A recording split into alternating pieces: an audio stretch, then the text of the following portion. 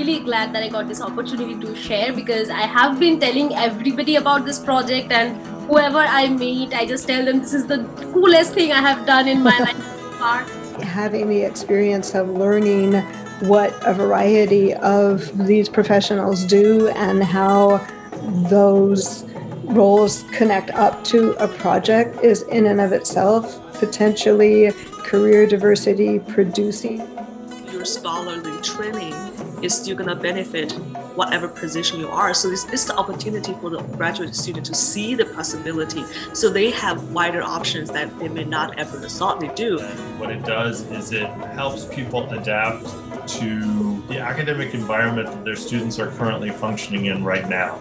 So it's less about how can we train you to go out into the world, and it's more about what is it we can do together that will help you prosper in your work. So welcome, and thank you all for joining us for this session, Research Collaborations with Graduate Students, Lessons from Humanities Without Walls. My name is Antoinette Burton, and I am the director of the Humanities Research Institute here at the University of Illinois at Urbana-Champaign, and also the principal investigator for the Andrew W. Mellon Foundation funded Humanities Without Walls. As many of you will know, graduate students are central to the work of HWW as participants in our annual summer career diversity workshops and as collaborative partners on Grand Research Challenge projects. Today, we're going to hear from collaborators on two past HWW research projects based respectively at the University of Illinois Urbana-Champaign and the University of Minnesota Twin Cities. These presentations will in turn give examples of how faculty can involve students as research partners on interdisciplinary and cross-institutional teams, and will demonstrate what this kind of work can offer to graduate students' research and professional trajectories. Each of our panelists will give a brief presentation on their work with HWW, and we plan to allow plenty of time for questions and comments for those in the audience. So you can feel free in the interim to submit any questions you might have at any time in the chat. And also look out in the chat now for links to the 2021 HWW call for proposals and our recommended do's and don'ts for collaboration. Before we go any further, I want to say that at HWW and at the University of Illinois at Urbana-Champaign, we respectfully acknowledge that we're on the lands of the Peoria, the Kaskaskia, the Piankashaw, the Wea, the Miami, the Mascoutin, the Ottawa, the Sauk, the Meskwaki, the Kickapoo, the Potawatomi, the Ojibwe, and the Chickasaw nations. These nations were forcefully removed from their traditional territories, and these lands continue to carry the stories of these nations and their struggles for survival and identity. As part of a land-grant institution, we have a particular obligation to recognize the peoples of these lands and the histories of dispossession upon which our university rests. As humanists, we also recognize that the past is not past, and that no field or arena of inquiry is exempt from the responsibility of addressing the legacies of settler colonialism and its contemporary manifestations well beyond acknowledgments such as this. Thus, this statement is also a demonstration of our ongoing commitment to supporting the work of Indigenous scholars and communities so that we are together able to envision what poet Joy Harjo, Muskogee Creek Cherokee, calls a map to the next world.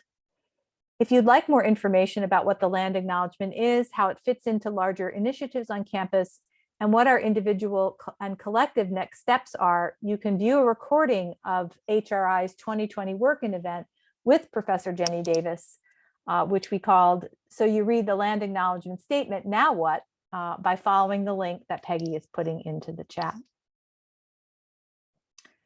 Our presenters today, and I'm going to just introduce them by name and affiliation, and they can elaborate on their roles and locations when they speak, are, in no particular order, Kathryn Oberdeck, Associate Professor of History here at UIUC, John Randolph, Associate Professor of History and Director of the Russian, Eastern European, and Eurasian Center, Elja Roy, PhD candidate in Communication Studies at the University of Minnesota Twin Cities, and Dr. Yan Pang, also at the UMN Twin Cities. So I think we're going to start with Yan, if that's correct, and I'll just let her take up the screen. All right, thank you. Hi, everyone. My name is Yan, and I'm one of the collaborators of the project Field to Media, exploring environmental crisis via music performance and media production. So we wanted to amplify eco-musical videos in response to environmental issues. These issues including climate change, pollution, deforestation, and others. I have created a video to respond to water pollution in China.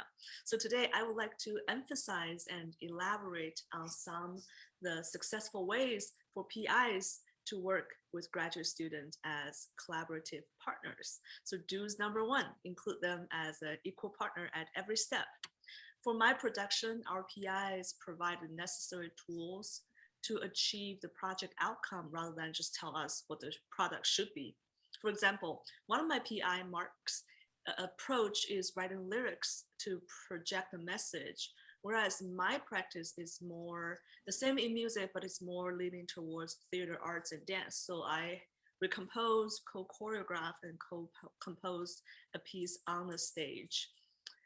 After the production, we co-authored Field to Media as a journal article publication. So I'm gonna quick share my screen to show what that looked like.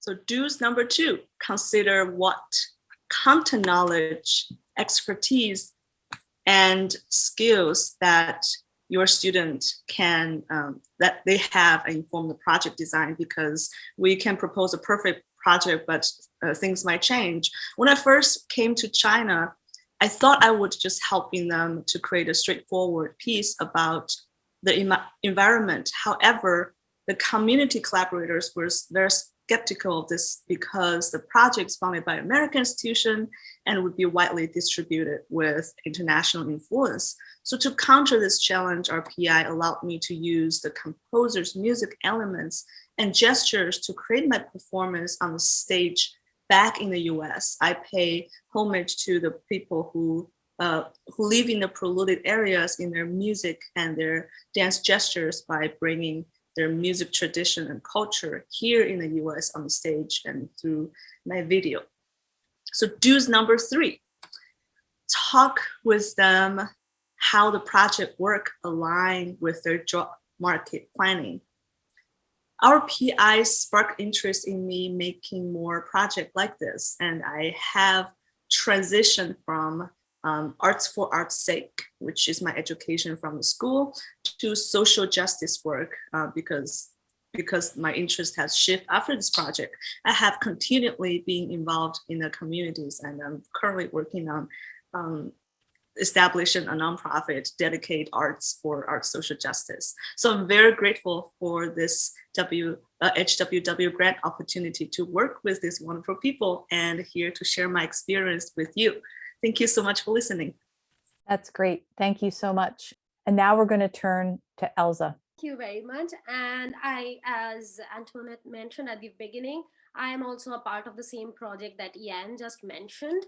But I have been involved in this a little further because the PI she was talking about is Mark Pedalty, who is also my advisor. So when he started writing this grant early in 2017, he introduced me to the idea and he asked me if I'd be interested in being a part of it. I was familiar with the kind of what Mark was doing, and Mark was making music videos to communicate about environmental issues. And I am talking about on the same lines as in do's when you involve graduate students. So he had involved me from the very beginning. I had seen the very first draft. And then eventually what Mark was doing was making music videos, but I knew that I'll be working in the field. And I worked in Sundarbans, which is the world's largest mangrove forest shared between India and Bangladesh. And I knew that I won't be making music videos per se, and I don't have a studio. So I have to work with live performers and live performances. So this is just a trivia. So what we finally did was, although our original proposal said that we will be making music videos, we changed the language to musical videos in order to fit the different types of work that we were doing.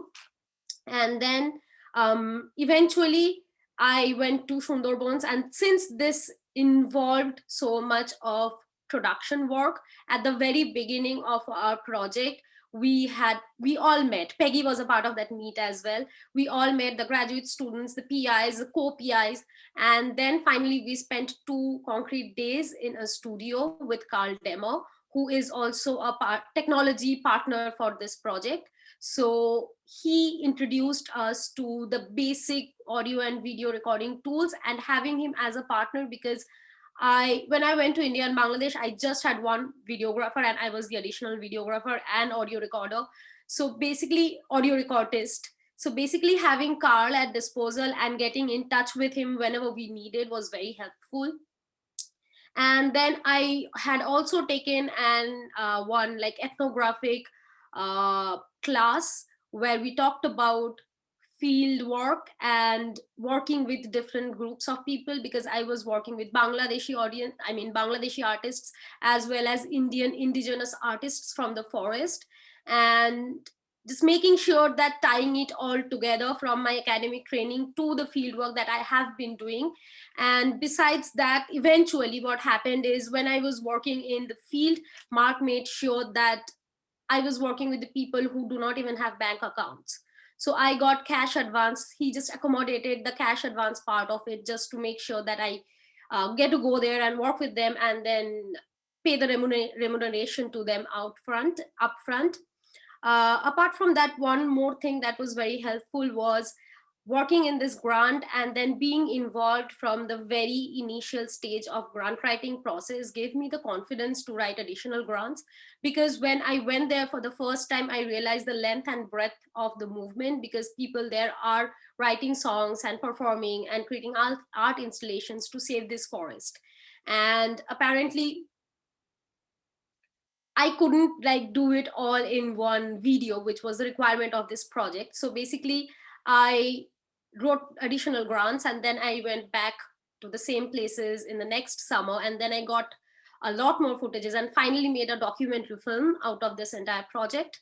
And Mark realized that how it can be crucial to my dissertation, and he just asked me to make this documentary film as 50% of my dissertation, and the 50% is something I'm still writing that.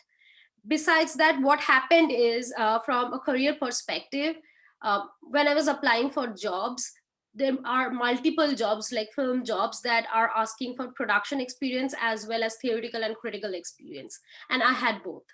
And I think that is part of the reason why I got a job as a tenure track assistant professor in the University of Memphis, and I'll be joining there in fall.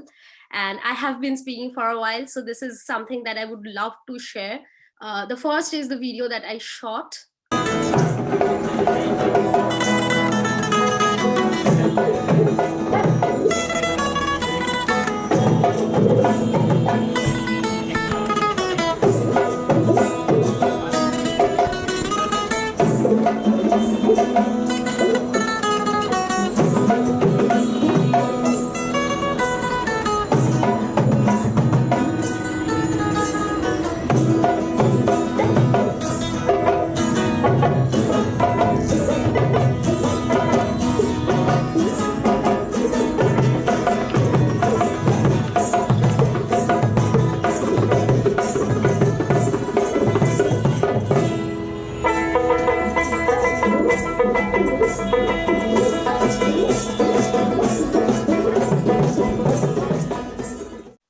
as you can see, Jan's video looks very different from mine. And Mark, as a PI, made sure that we have enough scope for flexibilities. And my final documentary film looks something like this. Finally, we made, Jan talked about the journal article that we have written, co-authored. And this is a website which has this long documentary where we all talk about this process. And this is for the future researchers who want to implement video production into media research. And after this project, what has happened is, as Jan mentioned, that she shifted from art for art's sake to art for social justice sake. And I shifted from critiquing media to making media in order to critique media. I would stop sharing my screen right now, and thank you very much for listening. Thank you both so much. Individually and together, you are making incredible case for the multiplier effect of the HWW experience on the Grand Research Challenge. And it's thrilling to hear how it's impacted your development and gotten you to where you are today. Let's push through for the moment to John and Kathy. Hello, everyone. Thank you very much for this opportunity to talk about our project today and to participate in this session.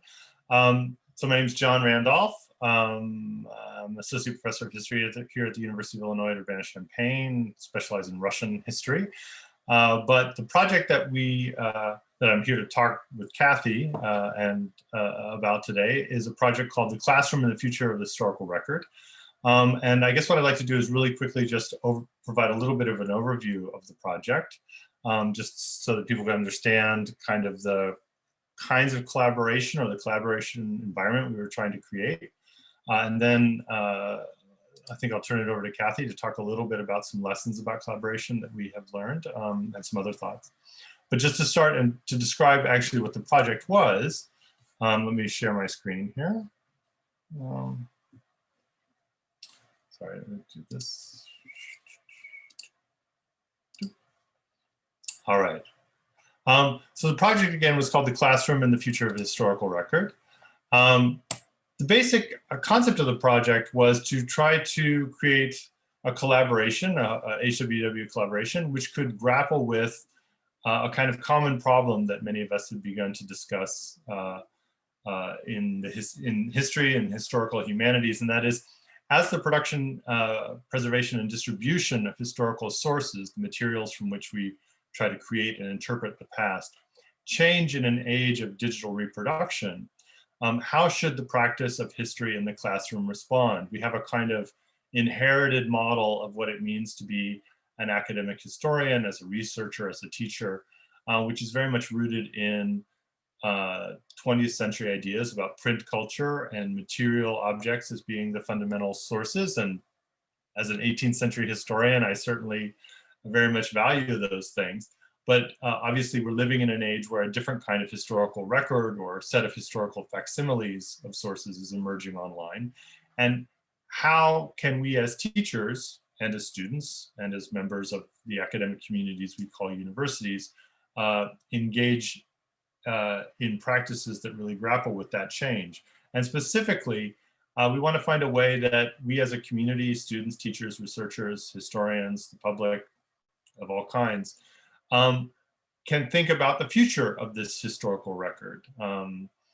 What ways can our practices change in order to help us have an influence on that, on the shape of the documentary record that is emerging online? Specifically, not just in the context of formal digital archives, but also, for example, in the world of digital media, and be able to integrate these things into our teaching and our research. As we thought about this, this is a problem that's well known in information science. It's a problem that many people have approached from different angles, but of course it has multiple dimensions. One is what we might think of as documenting the past, gathering sources. Another dimension we might think of loosely as publishing the past, that is presenting, distributing artifacts for some use in some format by some public. And last but not least, there is also the related question of how all these things get interpreted and analyzed, both adapting traditional methods that humanists have used to think historically, but then also think about possible new innovations, possible new tools we might need to work in this environment. Hold on. Specifically, what we sought to do was, well, okay, so let me back up. Different institutions, different people, different groups, different individuals have different focal points on any of these aspects of the new historical record. And we all need resources to develop our research and our practical interest in these fields.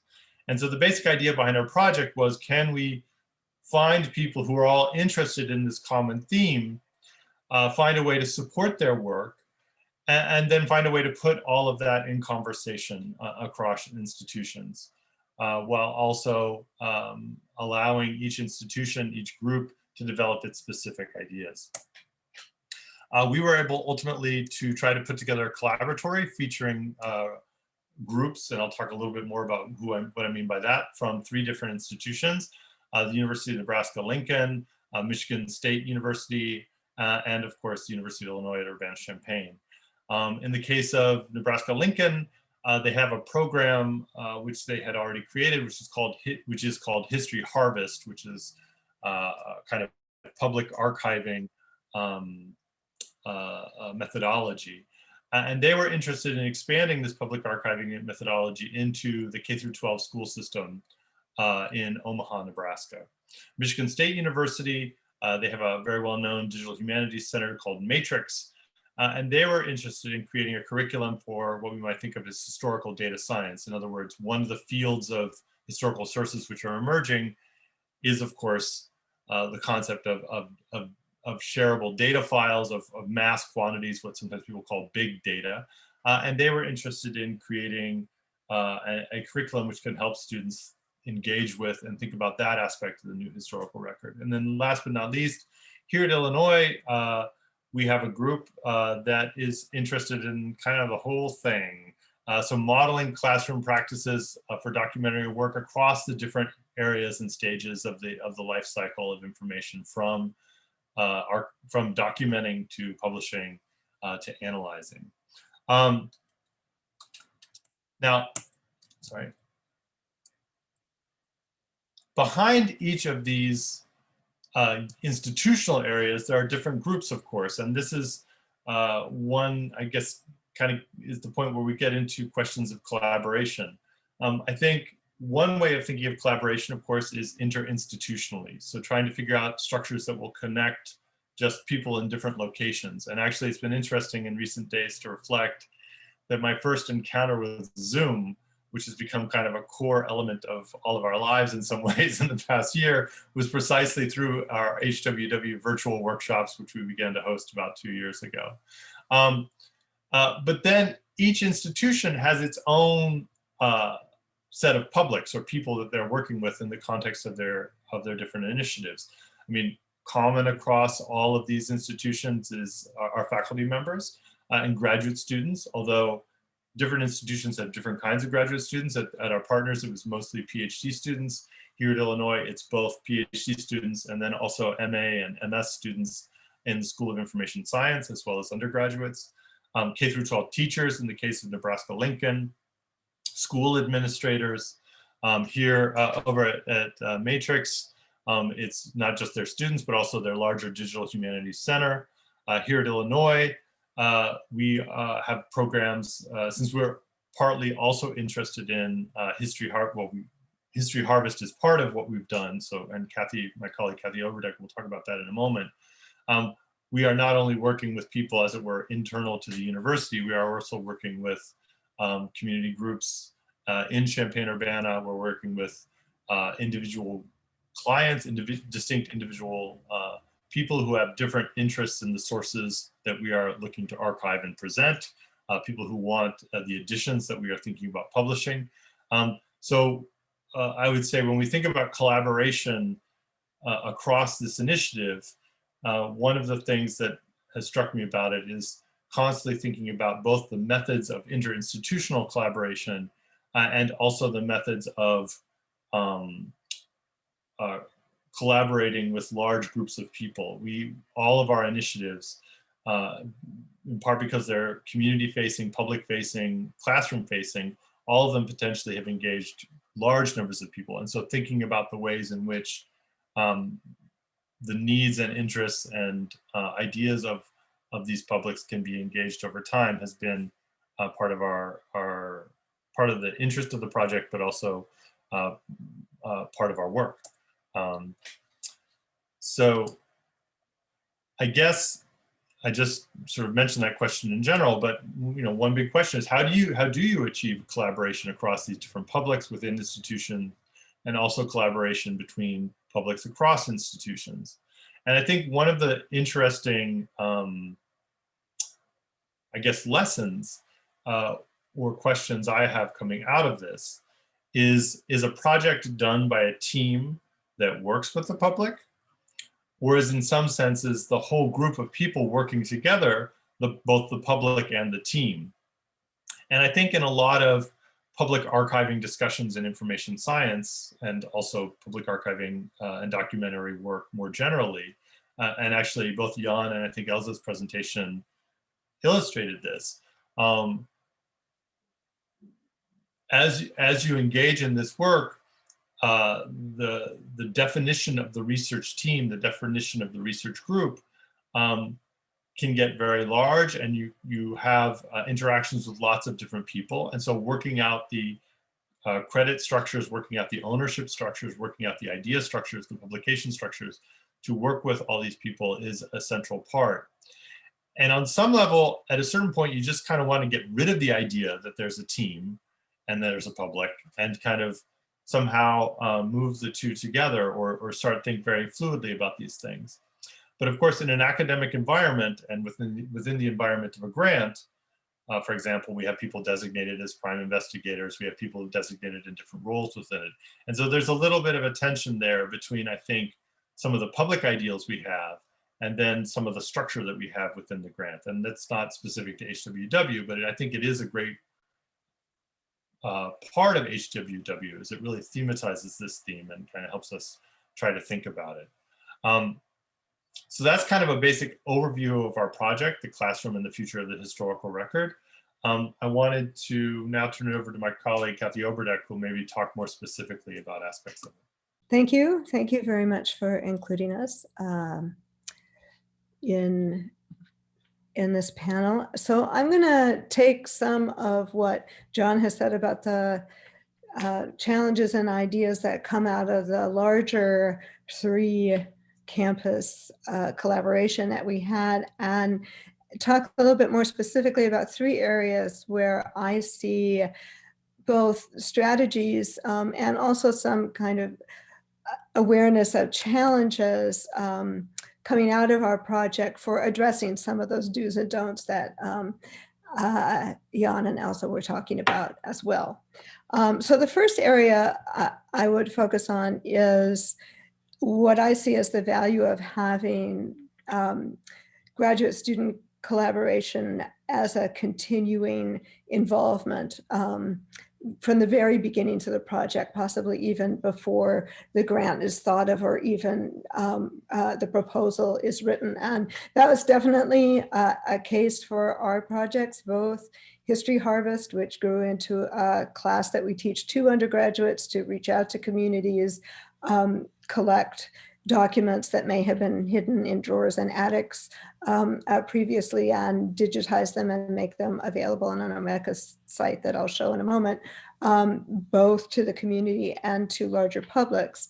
And then SourceLab, which publishes digital sources in edited editions that students work on to provide kind of contextual background to. Both of those projects had developed over a couple of years of talking among faculty and digital professional collaborators and graduate students who were involved in the projects. So we had graduate students that were already thinking about the basic structures of what these projects should look like.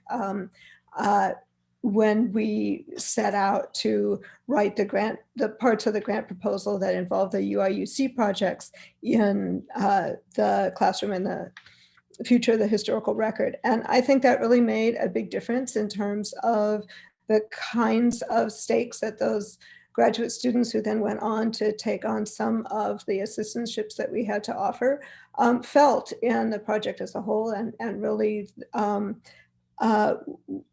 what they were able to add from the very get-go to the architecture of the project as a whole. So thinking about that advanced involvement, I think, is worth putting some energy into as you're looking at HWW proposal and the kind of collaboration it might involve. The second area I wanted to look at involves the somewhat competing, and this is more of a challenge in some ways, the somewhat competing timelines of some of those different members of the wider public that is involved in a project that John was talking about. That is faculty, investigators, graduate students, community collaborators, even undergraduates in our case, because teaching undergraduates was part of the research project. And so while it was great to have those graduate students involved from the get-go, and they really informed the ways that we undertook the projects that we did.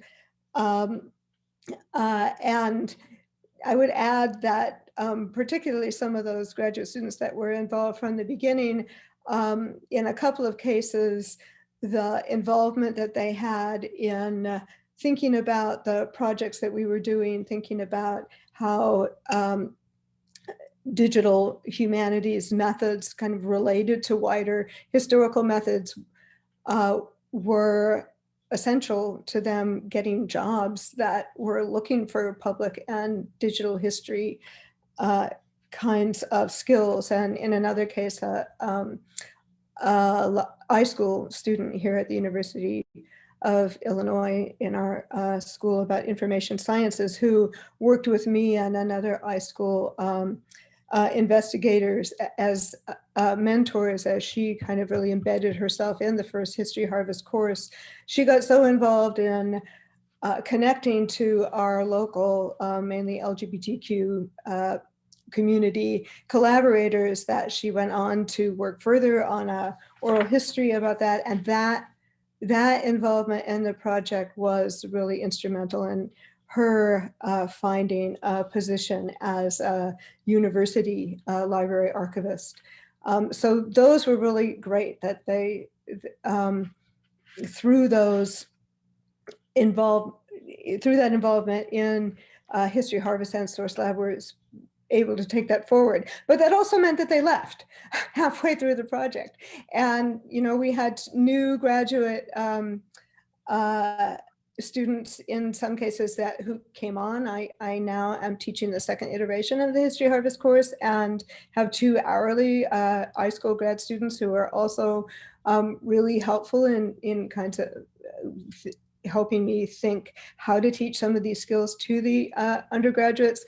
But it's not quite the same in terms of their engagement with structuring the project as a whole. And I really feel that though I think they're getting a lot out of it, they don't have that opportunity. So thinking about that, those kinds of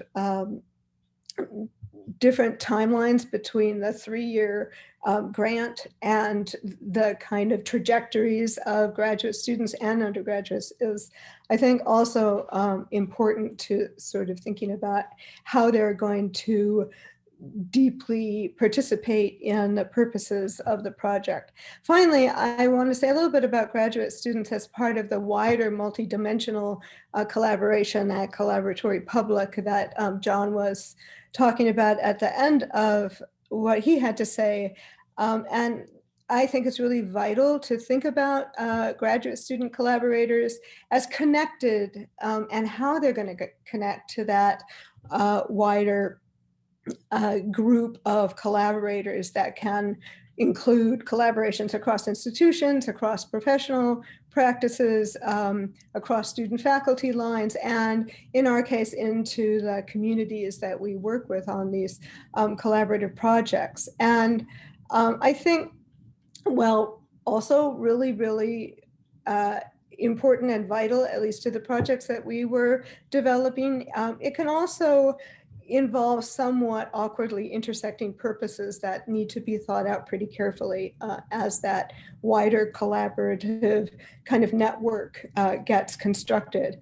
In particular, I've wanted to make sure that our projects not only unearth historical records from community and personal storage and make them available to a wider scholarly community, but that in doing so, we produce something that is important and useful to the community that we're working with themselves. And those purposes might not always be quite the same as an academic scholarly set of purposes.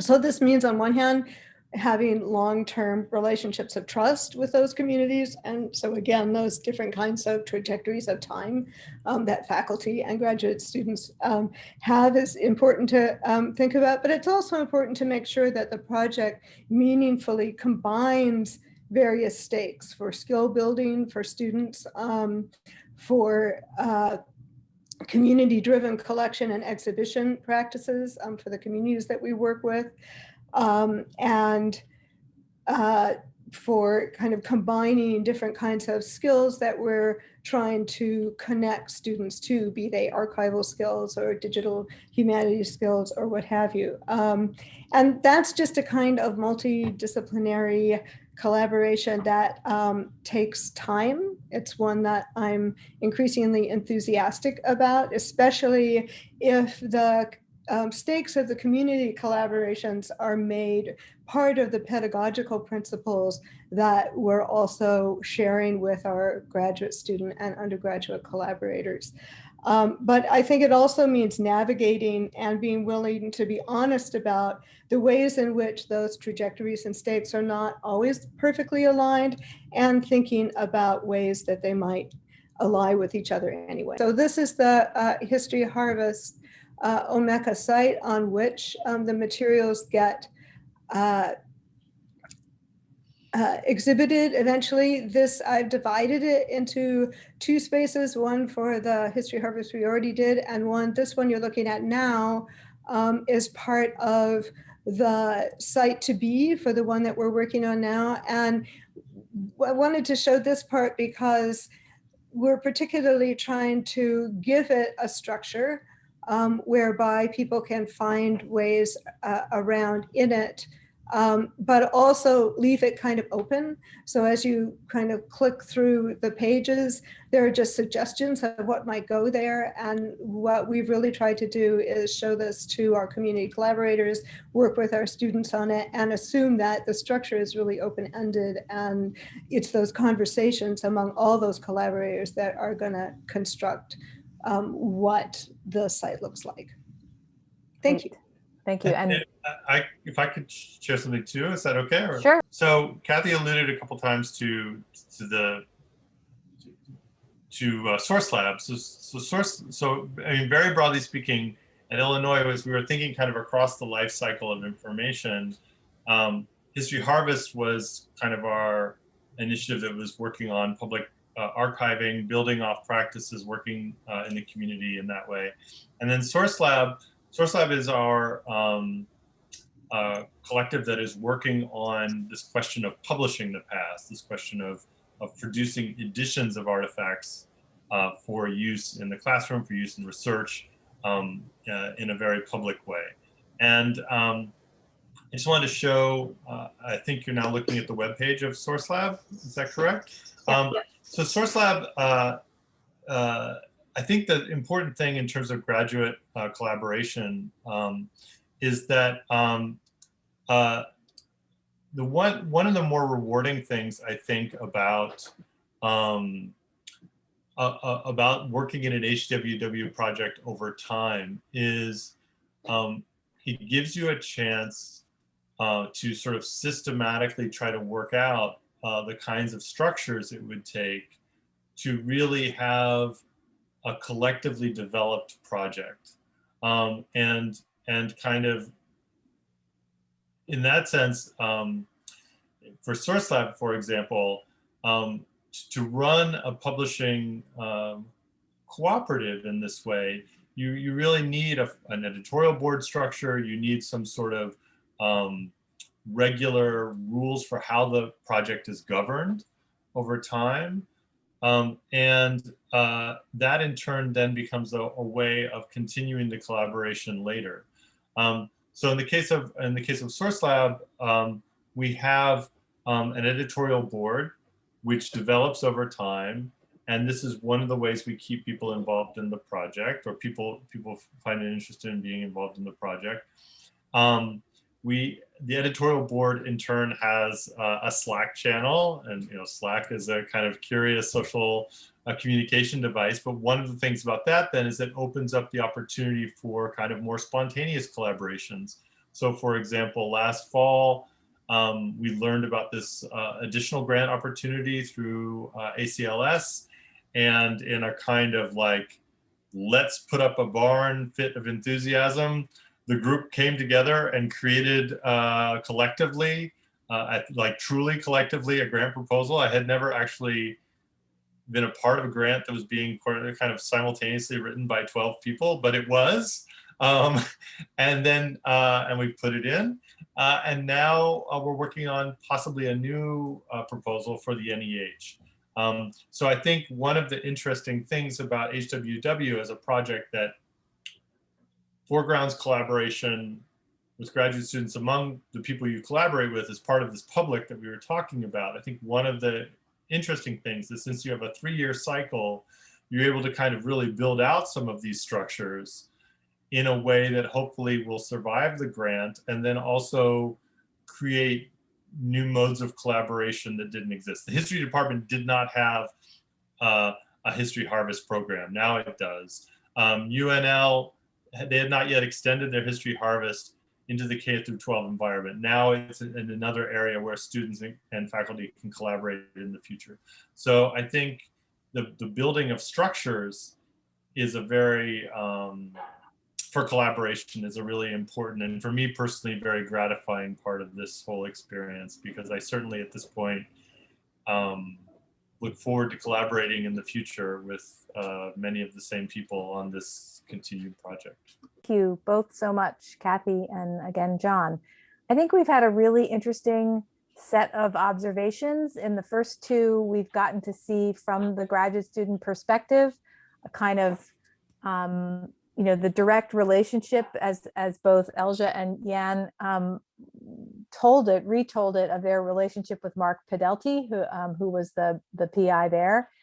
And here in John and Kathy's presentations, we've had an appreciation for how that, one might say, sort of binary relationship between faculty and graduate students is actually embedded in a set of broader relationships that, as they've both indicated, especially in Kathy's presentation, work across different, not just spaces, but also temporalities. And so I'm sure that there are specific, I know there are some grad students here who have worked in John and Kathy's project, and I'm sure that Elja and Jan could also tell us about how their relationship with Mark were embedded, and they gestured toward when they talked about the people that they work with.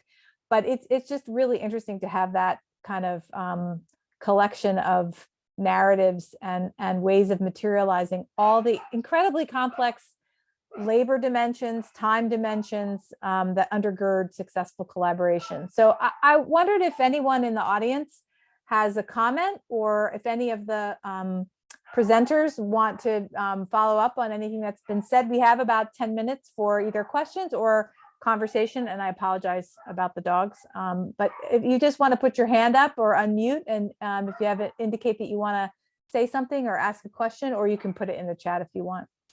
Sania.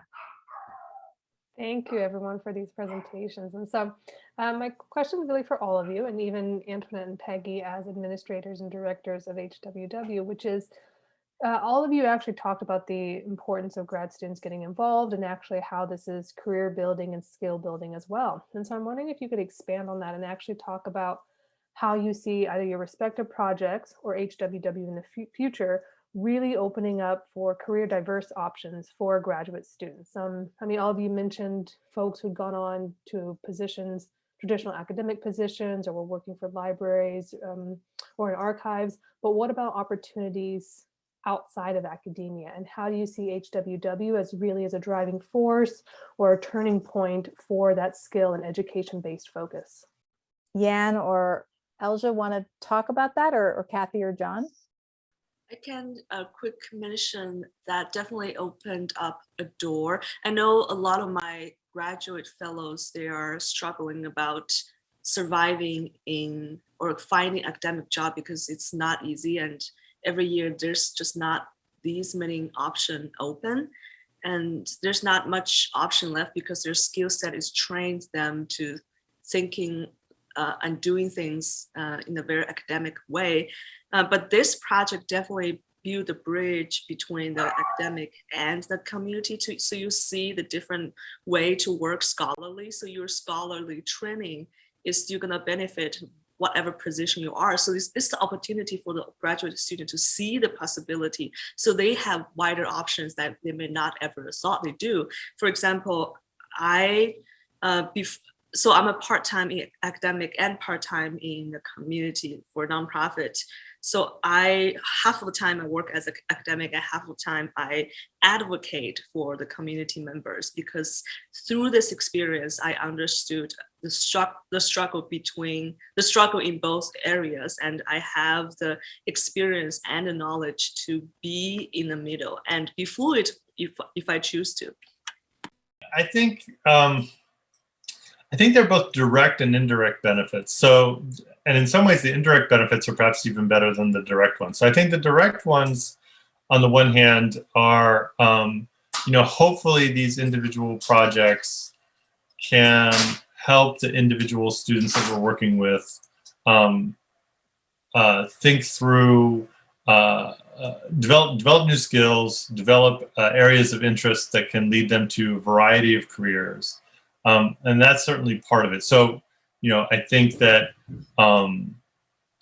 in documentary work is not just a kind of work which is solely limited to the academia. Actually, last semester we had a company called Artifact, which is the first time we've ever had like a corporation come and talk to our humanities group to talk to us about sort of archiving and documenting things in the public realm through their particular lens as a media company. So I mean, on the one hand, I think that ideally they can produce skills and help people navigate their individual careers. But I think the indirect effect that for me is even more striking is the process of collaborating with students over time in a very serious and sustained way, I think helps change the nature of the conversation, in the sense that what it does is it helps people adapt to the academic environment that their students are currently functioning in right now. So it's less about how can we train you to go out into the world, and it's more about like, what is it we can do together that will help you prosper in your work, right? So it's more like a collaborative approach to helping people think about the relationship between their education as humanists and their future lives. You learn a lot. I've certainly learned a tremendous amount from working with the PhD students, from working with the MA and MS students about what the possibilities are for humanities in the future. And I really think that one element of this is that the program building itself helps, I guess, renew your sense of the possibilities of what the humanities are. So I think, that aspect of it is very important. Just like echo what John just said. And there are, of course, direct and indirect impacts. I got an academic job, but I was looking at production jobs as well, because I did really have hands-on, and I was teaching production at the University of Minnesota. I still am teaching. So there were production jobs that I could apply to. But what I realized was, in our particular project, there were 5 of us. 3 of us were graduate students, and then our PI and co-PI. all 5 of us made our own individual music videos.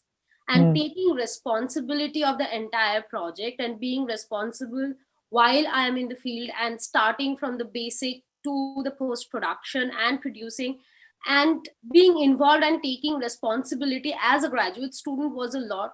And I think that is something that prepared me to create my own projects, no matter if it's academic or non-academic, to take the first step and take an initiative, write a grant, think about a project, visualize it, and then knowing end to end is something that is transferable no matter where I go, when I go. That impact will remain with me for the rest of my life, I think, because that was the first time I had a certain amount of money, and I was the one who was taking every decision, as in how much do I pay my videographer, how much do I pay for the hotel, should I not go to a hotel and stay at my co-producer's place and save that money and make sure that somebody else gets some more money for what they are doing. So that was something liberating, and I'll say that experience will be with me for the rest of my life. Thank you. Peggy, I don't know if you've been at the intersection of both the career diversity workshop on the one hand, but also the grad lab practicum version of these grand research challenges. What's your thought about Sania's question? Yeah, I think career diversity is where those two sides of HWW come together, and in fact is at the core of everything that we're doing. And I will say, I think really importantly here is looking at this from a totally different perspective, which is of potential employers of people who have humanities graduate degrees. And we have done some limited research of people who are employed with PhDs in the humanities in various sectors, what those employers look for and value in those folks. And the ability to work on a team, I mean, it's really simple. I mean, the ability to work on a team is huge. I mean, a lot of the stuff that's just not part of the graduate curriculum you get through this work, and it's so valuable to employers. And I will just say it's just really crucial to HWW. And at this point, to reflect a little bit on what John was saying, what's great is we're kind of beyond anecdotes at this point, where someone says, this was the trajectory that I had, and everyone wonders, well, how can I make that happen for me? At this point, in terms of what we see the value of these opportunities so much more beyond that. We really are seeing like structures and broader, more influence there more broadly. So it's a little vague, but I will say it's crucial. And maybe I can't speak concisely about it because it's so important and I don't have like a canned answer, but it's so significant. Yeah. So thank you, Sania. Elaborating something I think Peggy was alluding to is I think that the very process of collaborating with a wide range of both academics and professionals and, community members so having the experience of learning what a variety of these professionals do and how those roles connect up to a project is in and of itself potentially career diversity producing, because I think in the classic model of academic graduate training, it's like you and your advisor who did this and this and this and wants you to do this and this and this. And this way you see a number of trajectories that have already happened and the roles of what those people do and the skills that if you wanted to combine those with the academic role, you would need to develop. I think Elja said something really almost in passing that is worth putting to the center, which is I think you said that your dissertation advisor, Mark, as a result of this experience, is allowing you to have a 50% of the product for the dissertation to be something that you have produced as opposed to something written. Now, if I remember correctly, you're in a department of communication. And so it's possible, I don't know whether that is more common than not, but no. So, okay. So I think that in direct response to Sania, that example demonstrates the reverse impact potentially that this kind of work can have, because the answer, Sania, is curriculum, graduate curriculum. This cannot be something that happens alongside of it. It has to be something that is baked into it. And having said that, I will say for the tape that is also the third rail in this conversation, right? So I don't know, Elja, do you want to say more about this innovation that you've produced? Sure. Yes. So basically what happened is, since I had some money and I went to Indian part of the forest and I recorded as much as I could. I knew that I will be requiring only one song for this particular project, but I was there and there was no point in not shooting it. So I did record a lot, and then I still had some money left. So I went to Bangladesh and I got like additional footages on the very first year because the budget permitted. And I was also working in India and Bangladesh, where dollar equals to a lot more Indian and Bangladeshi money. So I could do that. I wouldn't have been able to do that if I were working in US. So basically I had this additional footage, and then the next year, I shot for HWW in summer 2018, and I finished the video in winter 2018. And then I talked to Mark and I was like, this is not complete. I need to complete it. I need to complete what I started. So then I wrote a thesis research travel grant. I got it, and then I went back. And then when I made the entire documentary film, I asked Mark, can it be like one chapter of my film? And Mark said, no, one chapter of my dissertation. And he said, no, this can be, think about it as 50% of my dissertation. So that was liberating and helpful, and my committee members have been extremely supportive of that. But as I was nodding my head, I was like, no, that's not common in my department. And the last time somebody had done something like this was in 1990s. And so yeah, people were like, yeah, somebody had done it, and that was back in 1990s. But yeah, it wasn't very common. But I'm glad that Mark and my committee members and the chair, Ron Green, they have all been very kind and extremely supportive and encouraging while I was thinking about something so unconventional. And that in turn definitely is an asset in my CV that I can say, because I have been getting calls from the universities who have been looking for film faculties, but not just for like the theoretical work. They were asking for somebody with production experience, and I had some back home. And then I just built off of what I got from HWW, and then finally have this film, which is almost 30 minutes. So which also shows that I have the potential in making larger contents as well. So yeah. So again, for the tape, I want to give tremendous props to Mark Podelti, who has been really exemplary in every dimension of his PI role. And I think too, his and your committee's willingness to see your innovation and to encourage you to capture that brilliance and that interdisciplinary boundary crossing and that Humanities Without Walls kind of work deserves a lot of credit. And I think, as Peggy was trying to suggest, we now have more than anecdotes. We have some real data points here, and you all are among those. And we have a lot more that we need to capture and make visible for faculty, for whom I think that the potentiality of this transformation may be less visible, may also be a little frightening, but we all know we're at an inflection point in graduate training. We're at a pivotal moment where we need to be rethinking some things, all within the scope of what is possible in institutional and local culture. But I do think that, Sania, this was your question, what can HWW2 do? We can continue to capture the successes and the potentialities and beam them out, and encourage faculty to think about how enlivened students have been. I assume yourself included by SourceLab and your engagement with the project at Illinois, with how empowering that has been. And the word empowering is overused, but I think enabling and facilitating and the rest. So that seems like potentially a good place to end, since we have gone over the hour.